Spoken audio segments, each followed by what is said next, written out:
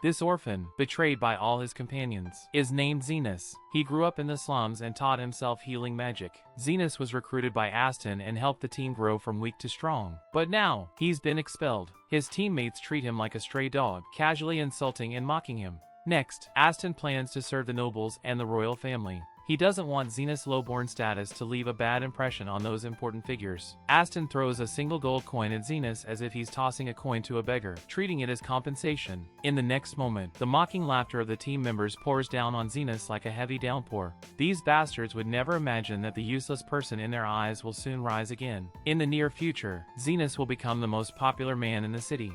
The elf girl, lizardkin, wolf girl, ogre, and the human female warrior all have a crush on Zenas, including the 300-year-old ghost queen. They are all fervent admirers of Zenas, and to compete for the chance to marry him, they even initiate a grand battle with hundreds of participants. Back to the present, the elf girl Lily is kidnapped by a human trafficking organization. While trying to escape, she is ambushed and severely injured. At this moment, Zenas, who has just been expelled, passes by. He buys the dying Lily with the gold coin Aston gave him. Zenas uses his healing magic to instantly heal Lily's fatal wounds. Growing up in the slums and self-teaching healing magic, Zenas lacks much formal magical knowledge. Therefore, he doesn't realize that his healing speed has already surpassed that of many high-level healers. Next, Zenas invites Lily to dinner. He has received very low rewards while teaming up with Aston, and after this meal, Zenas' savings will almost be gone. He starts worrying about how to make money. At this moment, an unexpected event occurs. A lizardkin named Zond appears, and his arm is badly burned by magic. If left untreated, he could even be in life-threatening danger. Zenas immediately heals the lizardkin. Zond expresses his gratitude and hands over a generous payment for the treatment. At this moment, Zenas finds a clear direction for his future efforts. He decides to open a clinic, where he can both earn money and receive gratitude. Having worked with Aston for so many years, Zenas has never heard a single thank you. In the end, he was discarded like trash. However, Zenas doesn't have a medical license, so for now, he can only work in an abandoned house in the slums. Soon, Zenas and Lily find a suitable location. It's far from any neighbors, and no one is likely to report them. Lily uses a lighting spell to illuminate the area. She only knows some basic magic, and in the future, she will assist Zenas in running the clinic. Suddenly, a ghost girl named Carmilla appears on the stairs, launching several attacks. Zenas uses his healing magic to intimidate Carmilla. It turns out that he was once abandoned by Aston in a dungeon, which led him to develop the ability to counteract Ghost. Realizing that her opponent is far stronger than expected, Carmilla reluctantly agrees to Zenas' proposal for cohabitation. After a night of tidying up, Zenas finally manages to make the abandoned house look much cleaner. Just then, Zofia, accompanied by her brother Zond, finds Zenas. Her right hand has been infected by poison, and an amputation must be performed as soon as possible. If delayed, the poison will spread, putting her life in danger. Zofia is very strong-willed. She knows that losing her right hand will greatly affect her combat ability, but she still agrees to the surgery. What happens next shocks everyone. After performing the amputation, Zenas uses his healing magic to help Zofia's arm regenerate. Zofia is deeply grateful to Zenas. She is the leader of a gang in the slums, and a decrease in her combat ability could lead to her gang being swallowed up by rivals. A few days later, another gang leader Linda visits Zenas. She leads a gang of wolf beastkins and has always been in competition with Zofia. Recently, Linda has noticed that Zofia's subordinates always recover quickly after being injured. After investigating, she discovers that it is Zenas who helped Zofia. Furious, Linda immediately comes to confront him, intending to kill Zofia's ally. Zenas uses his self-taught protective magic to block Linda's attack. Soon after, a pack of wolf beastkins surrounds him, but none can break through his defenses. Carmilla is furious at the intruders. Zenas quickly notices her desire to kill and immediately persuades her to stop. The ghost holds a high position among the dark races, naturally exuding an aura that can intimidate wolf beastkins. Linda didn't expect that even a high-level being like Carmilla would follow Zenas' commands. Realizing her misstep, she immediately apologizes, signaling her subordinates to back down. Just when Zenas finally manages to resolve one problem, a new one arises. An ogre suddenly arrives, requesting that Zenas accompany him back to the gang to treat Loey. Zenas is left feeling helpless. Linda has built a palace next door, and Zofia frequently comes to deliver treasures. Now, the leader of the third gang in the slums, Loey, appears as well. In just 1 month since opening, Zenas has already crossed paths with the 3 major demi-human gangs. Soon, Zenas arrives at the ogre's gang. He discovers that Loie has a magic crystal embedded in her body. This is a tricky problem. The magic crystal has already started its countdown, and once it explodes, everyone nearby will die. Yet, the gang members are incredibly loyal and refuse to leave, choosing to stay with Loie and face death together. Loie believes that she is most likely going to be blown up. She doesn't want her wealth to fall into the hands of her enemies. Just at that moment, she hears that Zenas has been treating the children in the slums for free, and decides to give all her property to Zenas, urging him to use it to help those in need.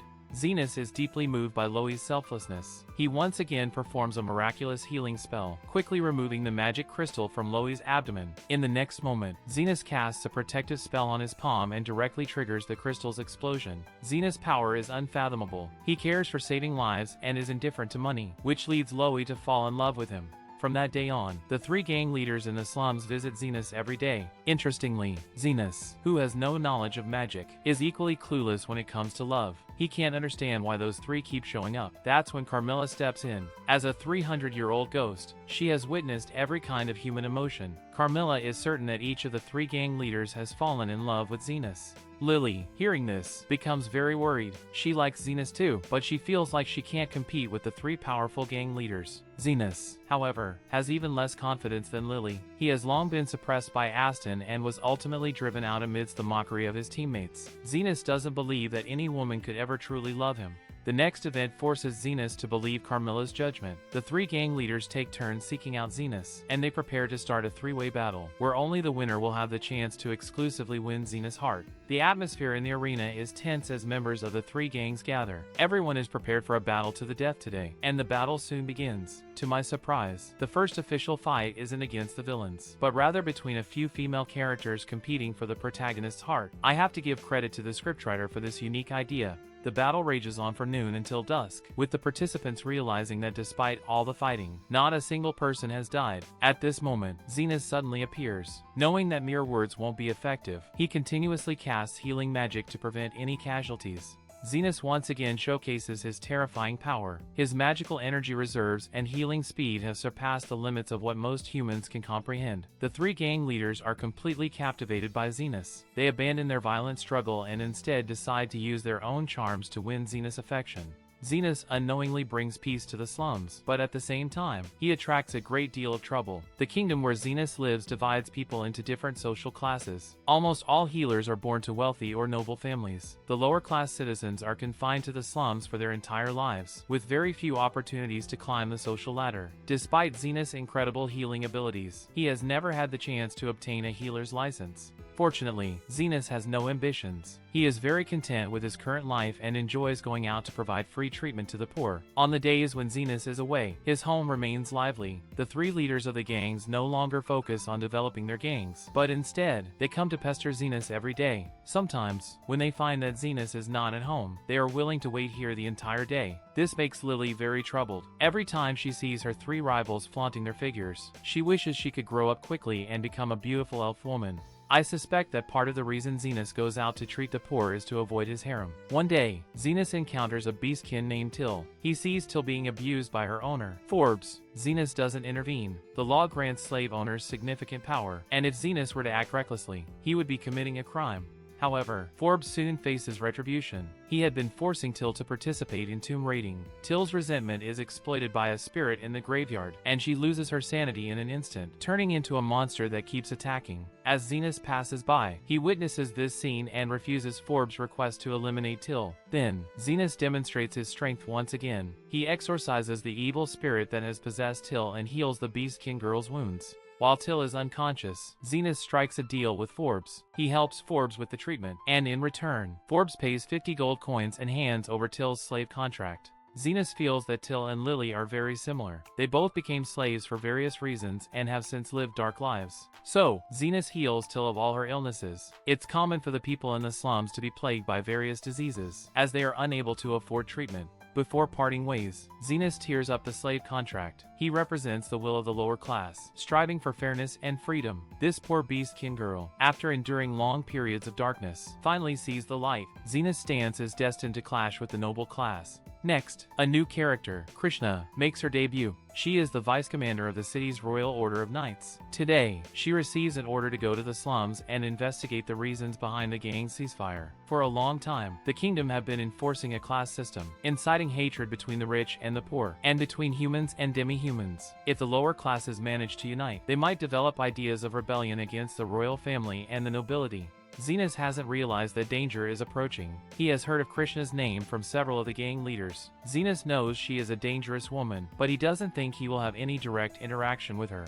As dusk falls, Krishna sneaks into the slums. During her investigation of Zenus, she finds that no one is willing to reveal the reason behind the peace in the slums. Just then, Zofia and Zond happen to pass by, and Krishna, not wanting to expose herself too soon, quickly retreats. Krishna's biggest weakness is her tendency to get lost. While fleeing, she accidentally ends up at Zenus' house. The next moment, she points her gun directly at Zenus' head and fires. Krishna acts this way because she sees the elf girl Lily living with Zenus, and mistakenly believes he is a criminal who kidnaps children. Lily becomes anxious and quickly explains that Zenus is actually the one who saved her. Once Krishna realizes her mistake, she grows concerned, worried that Zenus, an ordinary person, can't withstand a shot from her gun. But anyone who knows Zenus is well aware that he is far from ordinary. It's just that Zenus has spent all his time in the slums, cut off from information, completely unaware of how powerful he truly is. Krishna becomes deeply curious. For someone to take her attack head-on without injury, they must be a warrior of great renown.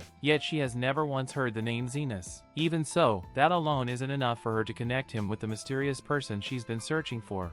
Krishna tells Zenus that she is looking for someone who has brought peace to the gangs in the slums. Both Zenus and Lily become tense, fearing that Krishna might uncover their true identities. Krishna, influenced by the nobles, holds a deep-seated prejudice against the slums. She instinctively believes that anyone trying to unify the slums must have sinister motives, and could possibly lead the impoverished to overthrow the king's rule.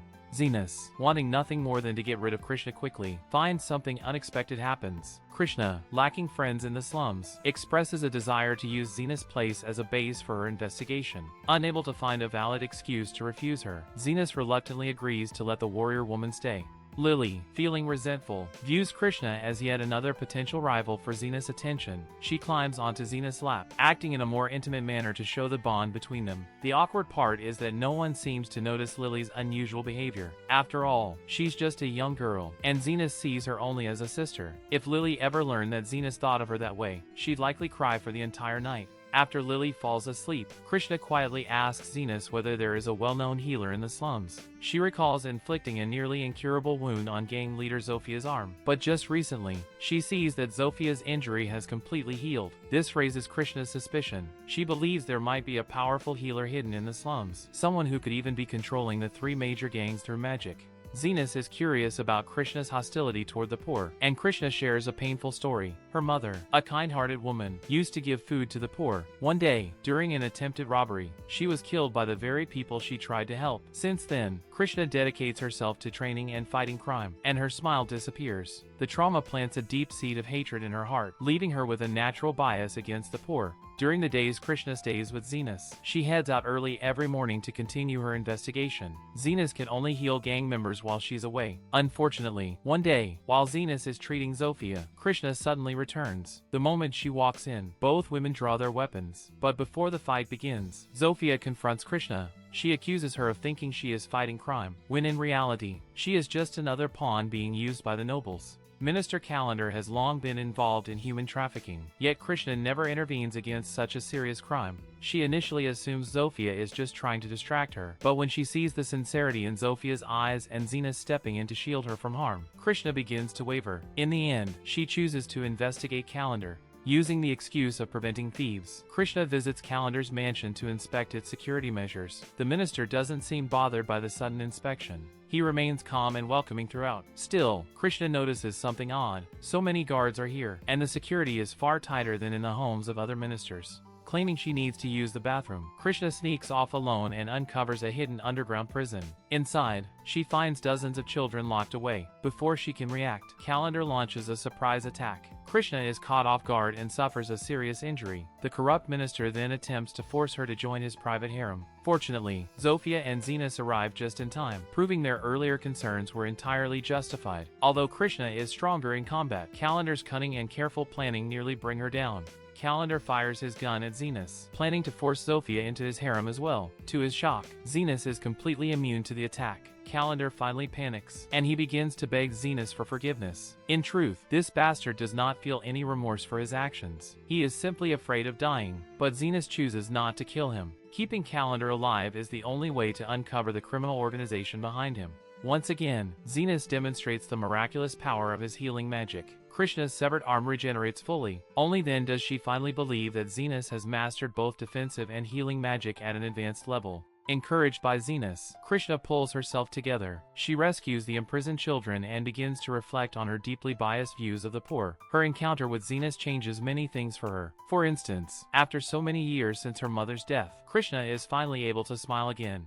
At the same time, a man is about to lose his smile. Aston, the one who drove Zenus away, leads his team on a mission to hunt monsters. They act like an amateur, drinking heavily the night before battle, leaving everyone in a poor mental state. Things only get worse from there. When Zenus was around, Aston could defeat A-rank monsters without getting hurt. Now that Zenus is gone, Aston struggles even against B-rank monsters. His team suffers serious injuries, and they come dangerously close to being wiped out. Aston wrongly assumes that any healer can replace Zenus. He brings in a mid-level healer named Human, but everything is the same. Without Zenus' powerful healing abilities, Aston's team faces a devastating defeat. If it weren't for Human's efforts, some of the team members would have died on the spot. Aston realizes that even Human, a mid-level healer, is unable to treat the wounded quickly. At this moment, Aston begins to doubt his previous assumptions. Maybe Zenus truly does have a natural talent for healing. He recalls the first time he met Zenus, and at that time, he thought he looked like a beggar. But back then, Aston himself was in a rough spot, with no fame or money, so he invited Zenus to form a team with him.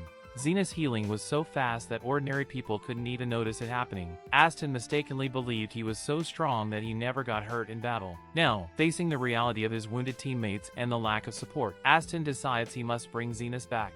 The nobles, whom he tries to win the favor of, are constantly pressuring him. He has to gather a new team quickly and defeat the monsters he has already failed to eliminate twice. Aston arrives at the slums, planning to use the gangs to track down Zenus' current whereabouts. When he first meets Zofia, he begins fantasizing about taking her into his harem. However, reality quickly strikes him with a harsh blow. Upon learning of Aston's identity, Zofia immediately starts mocking the man who had expelled Zenus. Aston feels Zofia's hostility, so he reluctantly visits the gang led by Linga. To his surprise, Linga is even better at insulting people than Zofia. She nearly insults him to the point where he could have had a heart attack. Frustrated, Aston speculates that some gang must be willing to accept his commission. To his embarrassment, he is proven wrong. The final gang leader, Lowy, is also unfriendly toward him. Aston finds a way to comfort himself, convincing himself that the Zenus he knows and the one the gang leaders know are simply two different people who happen to share the same name.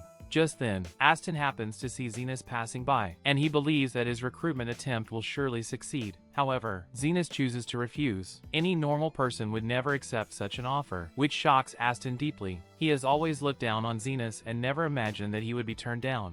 After several failed attempts to persuade Zenus, Aston becomes enraged. Just as he is about to seek revenge on Zenus, Krishna shoots him down with a single shot. Aston knows how strong this woman is, and without hesitation, he immediately flees. Soon after, the three gang leaders gather at Zenus' house. They try to track down Aston, but it's like he has vanished into thin air. The best case scenario is that Aston simply left the area, but if he has joined an illegal organization, Zenus will be in trouble. Hiring an assassin requires a large sum of money. Just when everyone thinks Aston can't afford to take revenge on Zenus, Zofia suddenly says something. Recently, a mysterious figure has appeared in the illegal organization. This person will accept commissions without payment, as long as he finds the task suitable. Late into the night, Zenus lies awake, unable to sleep. Lily tries to comfort him, but she falls asleep more quickly than Zenus. Zenus isn't worried about retaliation, and he just feels a bit complicated after seeing Aston again. To help Zenus shake off these negative emotions, Carmilla starts talking about the technology from 300 years ago, hoping to distract him. The plan works perfectly. When Zenus hears about the technology to create life from 300 years ago, he shows genuine interest. Just then, a powerful tremor shakes the ground, resembling an earthquake. Carmilla flies into the air to investigate, and suddenly she shows a serious face. A monster is causing destruction everywhere.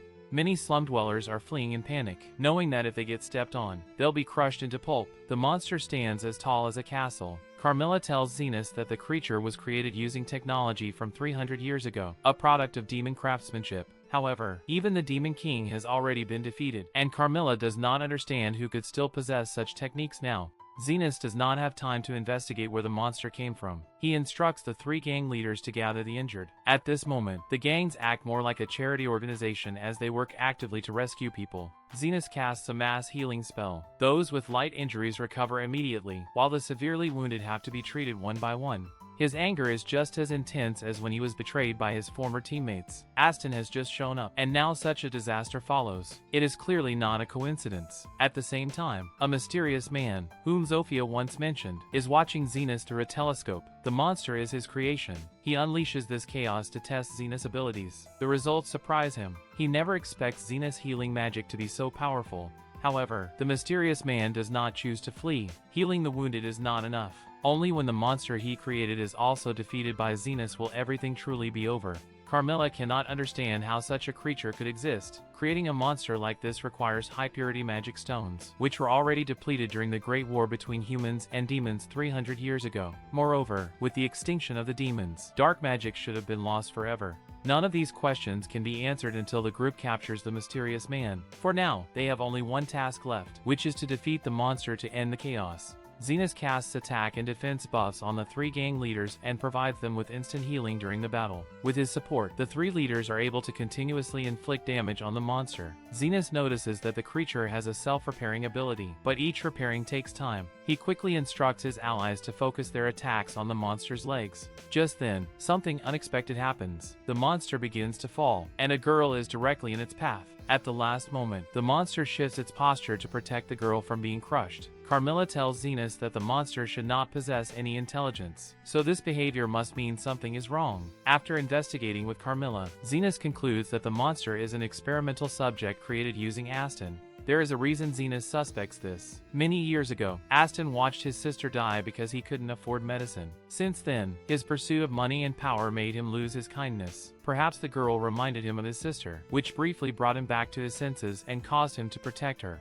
At this moment, the mystery is solved. The monster is indeed Aston. He had hired the mysterious man to assassinate Zenas, but ended up being deceived and implanted with an incomplete magic stone. This kind of experiment requires strict conditions. The subject must be a human with a simple mind and strong negative emotions. That is why the mysterious man accepts missions without payment. He is only using them to find suitable test subjects. Now the real challenge falls on Zenas. Under normal circumstances, he has only one option, which is to kill Aston. However, after witnessing Aston protect the girl, Zenas feels a trace of pity for his former teammate. Because of that, he chooses a far more dangerous solution. Like a surgeon performing an operation, he begins to dissect the monster's stone-like body. Zenas then casts magic to regenerate Aston's limbs while carefully removing the embedded magic stone. He's determined to track down the mastermind lurking behind the scenes. Zenas is sure that Aston lacks the knowledge to create a monster, and it's even less likely he'd voluntarily use himself as a test subject. Besides, Zenas also feels some gratitude. After all, it was Aston who first brought him out of the slums. These reasons together form the basis of Zenas' decision to save him.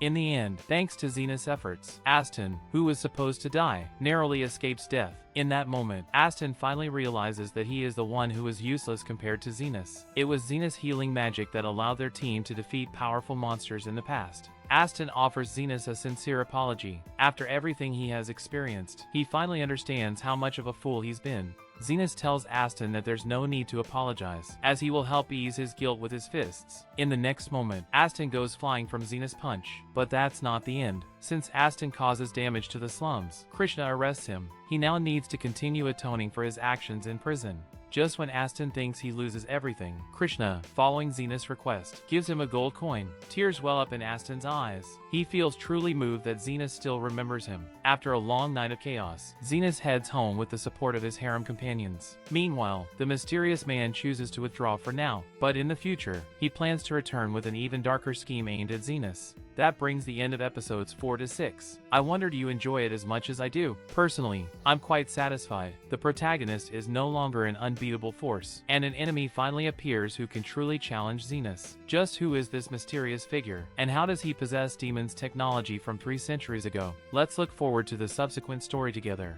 Well, that's it for today's recap. And most importantly, don't forget to subscribe to my channel. I'll see you in the next episode.